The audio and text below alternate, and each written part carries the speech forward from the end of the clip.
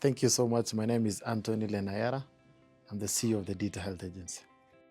This government or this administration has made serious reforms in terms of digital health or use of technology for provision of healthcare services. If you look at digitization is anchored as one of the pillars of the universal health coverage. So along the 4 pillars of universal health coverage, one of them is digitization. And this is very key because digitization is the backbone to providing services, especially health services, to the bigger population like ours, which is Kenya. And one of the first reforms this administration has undertaken is anchor this digitization in law. So that is what led to the passing of the Digital Health Act of 2023 that established the agency, the Digital Health Agency, but also provide frameworks of how systems speaks to one another across healthcare, whether it's private, public, or faith-based types of system. That act set up the foundation for interoperability and foundation for data portability within the health ecosystem. After that, the government has heavily invested in digitization of healthcare for the first time in Kenya. It starts with the foundation of it. How do we make sure that our public hospitals are in the same level with our private facilities in terms of using technology to provide healthcare services? And we in the agency, through this administration, are empowering public facilities by providing them with digital infrastructure, which is a public good, for them to be able to provide services and be able to access healthcare services across the country. So far, this administration has distributed 42,000 devices. These devices are computers, they are laptops, and they are tablets to every healthcare person or anybody who's providing healthcare in our public facilities. Those devices also come with paid-up internet. For the first time in this country, we're paying internet for all our healthcare workers for 10 years, paid for by this administration.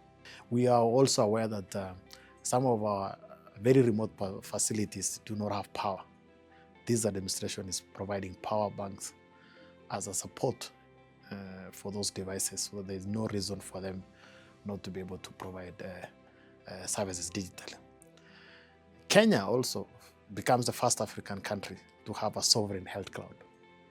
Before, our data used to be stored anywhere with nobody being in charge of it or nobody being able to say where it is.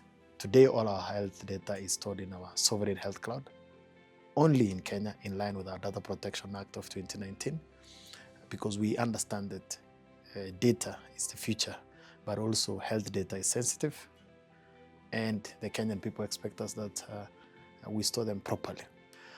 For our big facilities like Kenyatta and the rest, together working with the Ministry of ICT, we are providing what we call optic fiber internet connectivity, so that they're able to provide services within that area. So the government has done a lot of investment in the last 2 years, and we'll be showcasing them in terms of digital infrastructure, which is a public good for digitization in healthcare.